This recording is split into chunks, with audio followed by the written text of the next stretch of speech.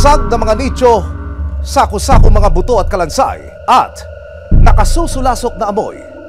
Ito ang lagay ng Pantao Catholic Cemetery sa Libon, Albay. May misteryo nga bang bumabalot sa mga nabulabog na labi sa sementeryong ito? At sa paghagupit ng nagdaang bagyo sa kanilang lugar, paano nga ba ang mga namayapang tila ginambala sa dapat sana'y huli nilang hantungan? Kasama ang resibo, dinalaw ng isang residente ng Libon, Albay ang puntod ng kanyang namayapang madrasta bilang paghahanda sa undas. Pero pagdating sa nicho ng kanyang mahal sa buhay, ito na ang tumambad sa kanya. Ito ngayon sa amin, bago lapidan ito eh. Giniba, yung nung paggiba nila, talagang winasak din. Ayun po yung mga bungo. Basag-basag na ang puntod at hindi na niya malaman kung nasaan na ang labi ng kanyang yumaong madrasta. Hindi po namin agad nalaman na ganun nga nasisirain yung tirahan niya. Kasi kahit naman po sino talaga masasaktan, magagalit. Pero gagawa po kami ng paraan. Hindi kami titigil na hanggang na andyan ka lang sa sako. Bibigyan ko ulit namin ng magandang libingan. Sa hindi kalayuan, agaw pansin ang mga sakong magkakatabi sa isang sulok. Ang laman nito, mga kalansay, bungo at buto ng tao.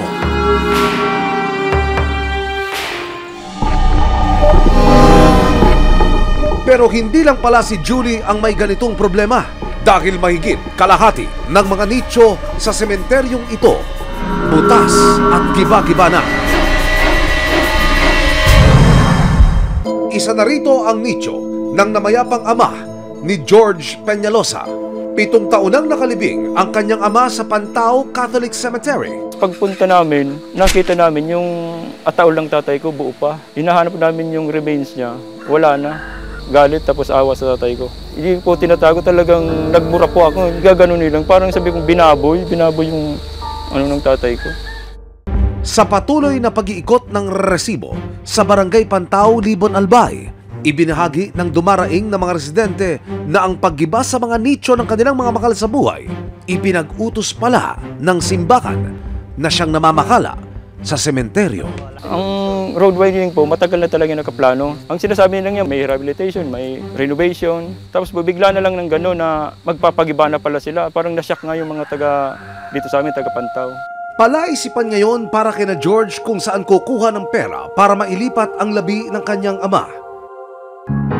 Tulad ni George, dagdag pasakit para sa 82 taong gulang na si Lola Teresita na makaipon ng sapat na kalaga para mailipat ang labi ng kanyang mister. Yung bang pensyon na iniipon niya sa pampapalipat ni tatay? Hindi naman ako mag-iipon, wala man akong pera. Ano naman ako? Pobre. Nitong Oktubre, nalaman na lang daw ni Lola Teresita mula sa kanyang apo na giba-giba na ang puntod ng asawa. Apo nga ako tayo, inalis ko na doon sa nalagyan. Tapos sabi ng mga anak ko, kundi ngayon kung nukaan mali, rasti, ito na sa mga kuya sa alang ulit, kung ako mamatay. Ngayong nalalapit na ang undas, ang tanong ng mga residente, paano sila magbibigay respeto sa kanilang mga yumaong mahal sa buhay? Ayon sa Kura Paroko, ang mga nichong lumampas na sa 5 taong kontrata ang inuna nilang alisin. Ang kasunduan ng ilinilibing dyan, hanggang 5 years lang. So magbabayad lang sila ng 5,000, good for 5 years. And after 5 years, tatanggalin na yun. Paliwanag din niya tungkol sa halagang kanilang sinisingil. Yun yung moroso. Utang mo yun. Ngayon, papasok ka naman sa panibagong kontrata, magbabayad ka panibago. Ang sa panibagong kontrata, kasi ginagawa namin yung nicho. So, humihingi kami ng 15,000. Panibagong contract yan. Pero isipin mo, 15,000 for 50 years. Ayon sa Kura Paroko, hindi sila nagkulang sa pag-abiso tungkol sa gagawing mga pagbabago sa sementeryo. Actually, dito sa parish namin, yung rehabilitation, nag-start siya 2012 pa. Kaya lang, nagre-resist yung tao.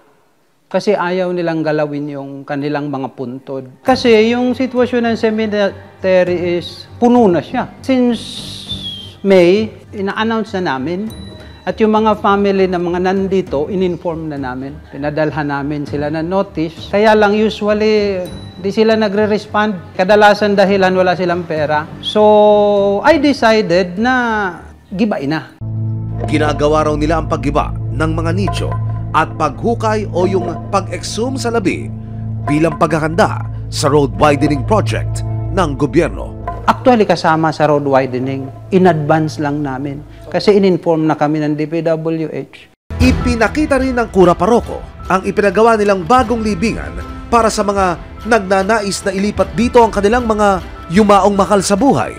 Ito po yung may bayad. Kasi siyempre, pinagawa namin. Kailangang maibalik yung ginastos para makapagawa ulit ng marami pa. Meron kaming isang malaking libingan na konkreto. Yun ay para sa mga walang pambayad.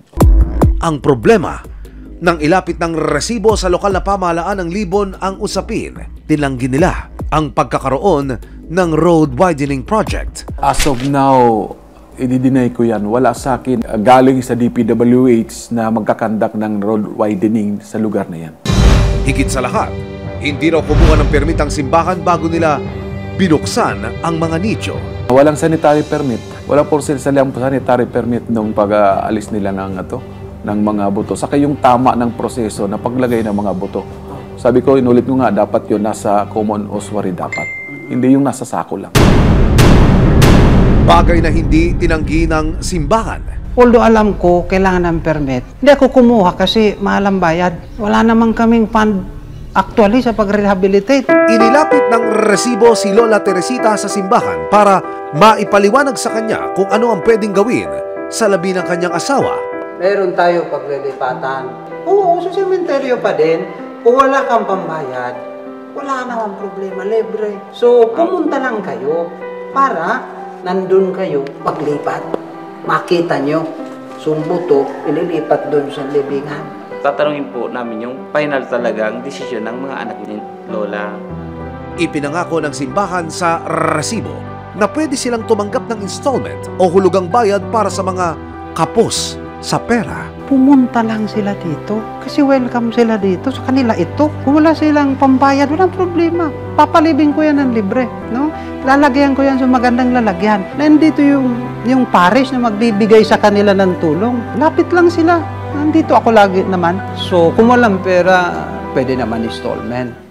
Pansamantalang ipinatigil ng LGU ang pagtibag sa mga nicho at pag-alis sa mga labi. Pinahinto muna namin yung construction. I-comply yung requirements para tuloy-tuloy na yung demolition nila. Pinaka dapat gawin is takpan muna yung front po na giniba nila. Kasi doon po nanggagaling yung amoy po, which could be a health hazard po. Ayon sa simbahan, nakakuha na sila ng sanitary permit. Siniguro nilang susunod sila sa mga patakarang nakasaad sa nasabing papel, tulad na lang ng paglagak ng mga labi sa tamang lagayan. So, after rundas, saka mag-continue yung renovation, saka maglalagay nung hinihingi nila. Sa lahat ng may concern sa cemetery, ang ating simbahan ay bukas. Dahil lagi kami handang tumulong, no? Sa mga nasaktan, humihingi po ako ng paumanhin. Pero sama-sama, malalampasan natin ito. Maraming salamat sa panonood, mga kapuso. Para masundan ang mga reklamong nasolusyonan ng resibo, mag-subscribe lamang sa GMA Public Affairs YouTube channel.